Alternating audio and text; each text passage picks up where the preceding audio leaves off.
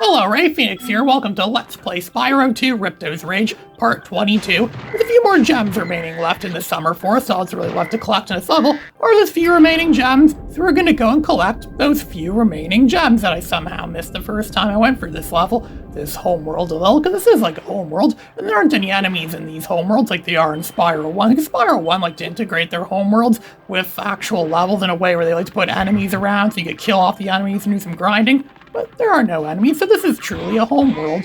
Well, homeworlds in games typically don't have enemies in them, and Spyro 2 doesn't seem to like to put on with that. That's probably because they took feedback from the first game. Putting enemies in the homeworlds is a dumb idea, so we're not going to do that first. That's probably they thought. This is the Summer Forest, my favorite homeworld in the game. It has some of the best music for any homeworld. You know, some people say it sounds like a heavenly pleasure. And in the lake over at Summer Forest, there's the last gem. There's a 5-gem purple gem that was been closed in that bottle, and we found it. There, we got all the gems in the Summer Forest they have now all been found. Now we could go to Autumn Plains, so there's some more gems here after spending way over 40 minutes running around this level, combing it out, ripping it apart piece by piece, and just running around flailing flailing my arms. Well, I can't really flail my arms around because it's Spyro. He has 4 arms. Really, he has 4 legs, so he can't really have arms to flail around. But after running around like a freaking madman for over 25 to 45 minutes, I finally found the last remaining gems of Autumn Plains is now 100% complete. And now we could go to the most infamous level in the game, Fracture Hills, the level that stole the music from the Idle Springs level, and it took me, it was until like 2012 is when I actually noticed that it was the same music.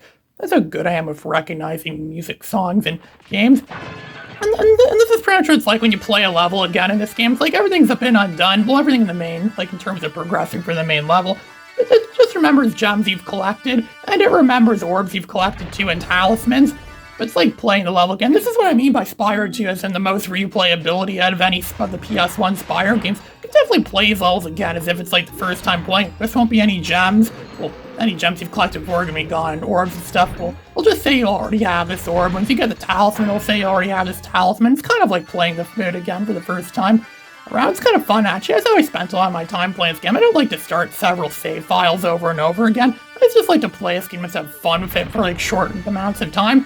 So I would just play this game, just play a few of my favorite levels in this way and just run through. It's fun to just run through these levels sometimes and kill bad guys and play mini games and stuff. There's a lot of mini games. There aren't so many great mini games in this level, but there are a lot of lower levels in this game with awesome mini games that are fun to play over and over again. Spyro 2 really does have the best replayability of any of the PS1 Spyro games. That's probably why it's my favorite one, actually. It's not so much nostalgia factor I already have this game, it's the fact that it's just that replayable of a game. Spyro 3 is not this replayable. Spyro 1, yeah, you can technically do this with Spyro 1 too, but Spyro 1 doesn't have as many extra goodies and stuff to find. It's mostly just running through the levels and collecting gems you see appear on, and some other odd stuff that appears. That's pretty much all Spyro 1 ever was. Spyro 1 didn't have any mini games or extra stuff that happens in levels. Spyro 3 does have a lot of that too. Spyro 3 could just do, but Spyro 3 doesn't seem to have as much replayability. Levels already seem very much completed. There's not much you could do much with levels in Spyro 3 once you've completed them. This level is mostly completed. There's just one more orb that we're able to get first time around because we didn't have the head bash ability the first time around. And there was something I probably could have got, some gems that I could have got. They're encased in a nearly indestructible casing. And I now know how to break it. It involves using the same way we rescued Spinner's friend earlier. We have to use a supercharged power-up. Yeah, I have to do that and run through another abysmal course. Kind of like something out of American Ninja Warrior or something like that, where you have to go running through the obstacle course pretty much and dodge stuff and flip on your back and do some like parkour stuff running. It's like freaking parkour Spyro edition almost. Running through all this. I think the reason why they call this level Fractured Hills is because it's filled with those Earth Shapers. Those Earth Shapers really like to fracture up these hills. These hills are like, this whole level design is very broken up too. There's like so many different like weird land formations you have to run over too.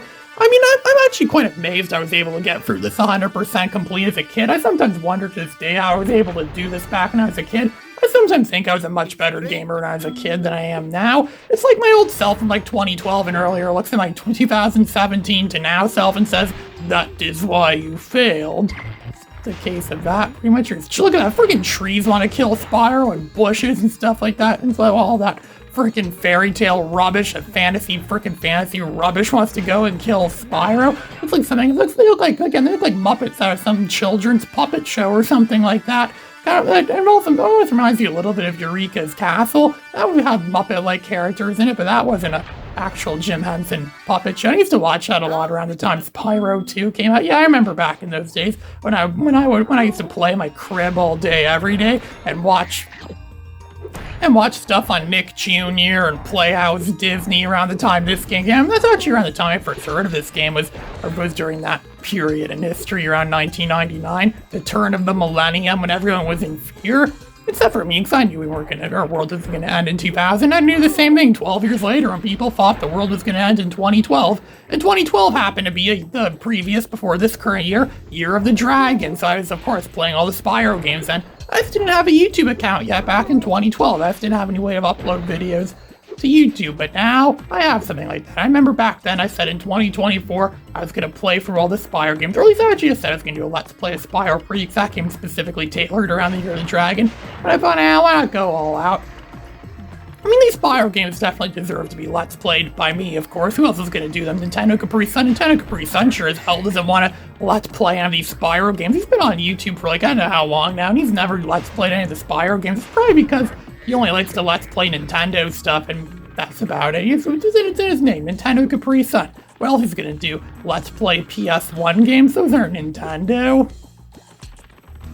I think I killed off most, these Earth Shapers there's so many of them in this level. It's best you kill off as many as possible. They're not gonna get in the way of what we're gonna do. But then again, it doesn't really matter, because there's one section of this level where it doesn't matter how many Earth Shapers you kill or not. They're impossible to kill without the aid of Hunter, which we're gonna do with Hunter. Because remember, we rescued Hunter. Well, we're not gonna have to do that again, because this game doesn't like to remember that we completed the mini game with the Alchemist. So we'll do that, and then it's just gonna say, oh, you already got this orb, and then Hunter will be free, so then we could go and do the mini game involving Hunter.